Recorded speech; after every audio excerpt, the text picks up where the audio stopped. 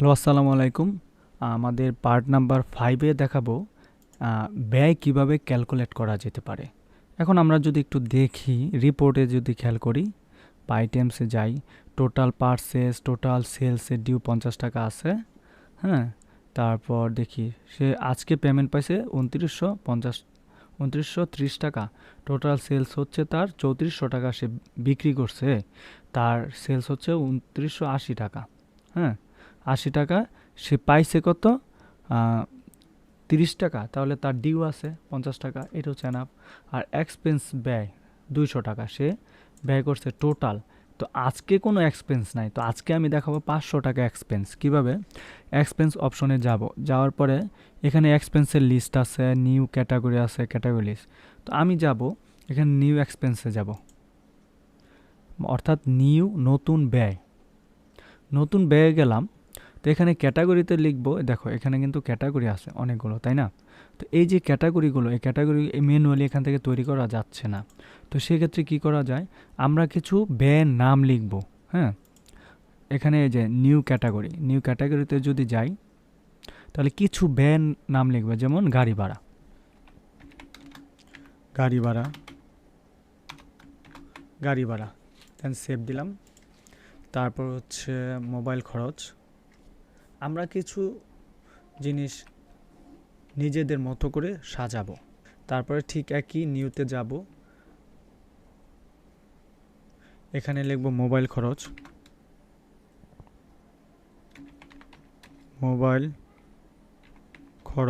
Mobile খরচ দিলাম। দেন inter. তারপরে এখানে দিলাম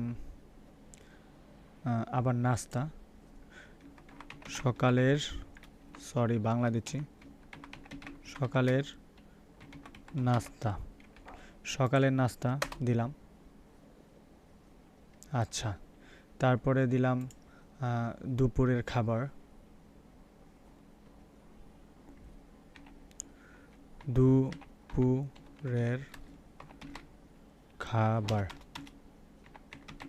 দুপুরের খাবার দিলাম। আচ্ছা, মোটামুটি এই জিনিসগুলোই থাকুক, এর বাইরে রাখবো না আপাতত। তো এখন আমরা ব্যয়ের মধ্যে যাই। নিউ এক্সপেন্সে গেলাম। নিউ এক্সপেন্সে যাওয়ার পরে আমরা সিলেক্ট ক্যাটাগরি। এখন যদি দেখাই মোবাইল খরচ, আজকের তারিখ, এটা কিন্তু আজকের তারিখ না, আমি ইচ্ছা করলে 2 বছর আগের খরচটাও দেখাইতে পারি এখান থেকে। এই যে এখান থেকে 2 বছর আগের খরচও দেখাইতে পারি ইচ্ছা করলে। আর যাই হোক, তো আমি রাখলাম টুডে, আজকের। তো মোবাইল খরচ রেফারেন্স নাম্বার মানে হচ্ছে রেফারেন্স নাম্বার দিলেও পারি 01, মানে একজনকে দিলাম। কার জন্য ব্যয় করতেছি, দিতেছি মাসুদ রানা। হ্যাঁ, মাসুদ রানার জন্য আমি মোবাইল খরচ আজকে ব্যয় করলাম। দেন অ্যামাউন্ট, কত টাকা ব্যয় করতেছি, 100 টাকা মোবাইল খরচ দিলাম। জাস্ট সেভ দিলাম, হয়ে গেল। হ্যাঁ, আচ্ছা, তো এই মোবাইল খরচ একজনের। আবার যদি নিউ এক্সপেন্সে যাই, গেলে দেখব এখানে আজকের জন্যই গাড়ি ভাড়া গেল রহিম মিয়া এবং গাড়ি ভাড়া গেল 450 গাড়ি ভাড়া। রেফারেন্স নাম্বার দিলাম না। ওকে, এই যে টোটাল ব্যয় হইতেছে, এই জিনিসগুলো কিন্তু খরচ হচ্ছে। হ্যাঁ, তো আজকের তারিখ, এই যে তারিখ দেওয়া আছে, আমি চাচ্ছি একটা ব্যয় দেখাবো,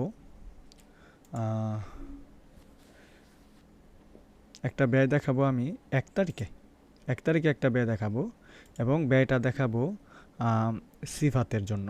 তো সিফাতের কি? সিফাত খরচ।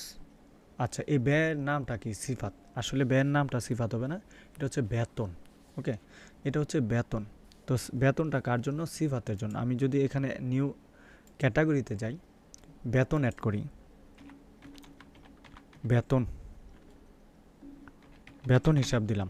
ওকে, বেতন হিসাব দিলে এগুলো হচ্ছে ক্যাটাগরি, মানে হিসাবের নাম, কোন খাতে। হ্যাঁ, আচ্ছা, খাতগুলো এবং খাতের নাম, বেতন হিসাব। তো নিউ ক্যাটাগরিতে আবার গেলাম, যার পরে নিউ ক্যাটাগরি না, নিউ এক্সপেন্সে গেলাম। এখন আমি 1 তারিখে বেতন দিছি সবার, জুনের 1 তারিখে বেতন দিছি। কার হিসাবের নামটা হচ্ছে বেতন হিসাব। কারে বেতন দিছি? মাসুদ। কয় হাজার দিলাম? 5,000 বেতন মাসুদকে দেওয়া হলো 5,000। ওকে, আচ্ছা আবার যাই নিউ এক্সপেন্সে গেলে দেখাচ্ছে 2 তারিখে বেতন দিলাম কাকে দিলাম? রহিম মিয়াকে দিলাম বা সিফাতকে দিলাম। কত দিলাম? 8,000 টাকা দিলাম, দিয়ে সেভ। এখন আমি এই যে হিসেবগুলো দেখতেছি, টোটাল হিসেবগুলো কি?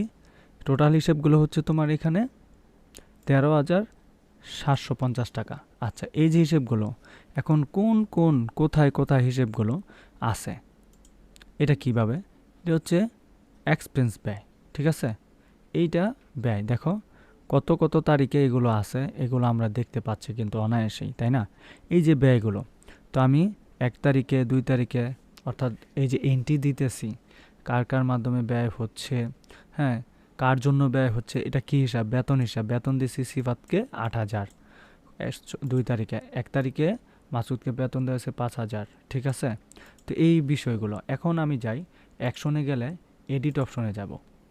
এডিট অপশনে গেলে কি সেম আগের পদ্ধতি, বেতন 8,000 জায়গায় তাকে দেওয়ার কথা ছিল 10,000, হ্যাঁ 10,000 দিলাম, তাহলে আমি এন্টার দিলাম, আপডেট হয়ে গেল।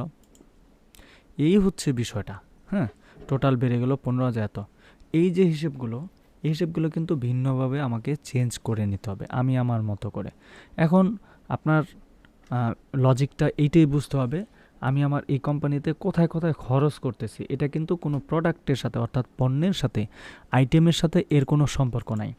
আপনি আইটেম বিক্রি করে লাভ ক্ষতি যাই করবেন, লাভ ক্ষতির হিসাবটা হবে আপনার এখানে loss profit, item sales report, stock report, expense report, expiry item report, এগুলোর মধ্যে, হ্যাঁ। বাট এই খরচগুলো হচ্ছে আপনি কোম্পানিতে আপনার যে কটা কর্মচারী আছে তাদের কোন খাতে কি খাতে আপনার ব্যয় হয়, এই খাতগুলোর নাম, এগুলো হচ্ছে এই খাতগুলোর নাম।